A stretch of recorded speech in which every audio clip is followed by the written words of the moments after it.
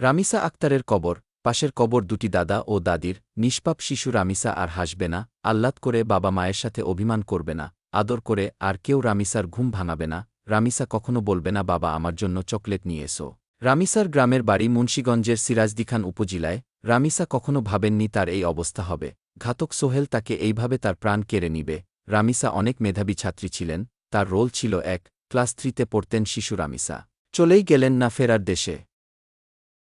রামিসা আক্তারের কবর, পাশের কবর দুটি দাদা ও দাদির, নিষ্পাপ শিশু রামিসা আর হাসবে না, আহ্লাদ করে বাবা মায়ের সাথে অভিমান করবে না, আদর করে আর কেউ রামিসার ঘুম ভাঙাবে না, রামিসা কখনো বলবে না বাবা আমার জন্য চকলেট নিয়ে এসো।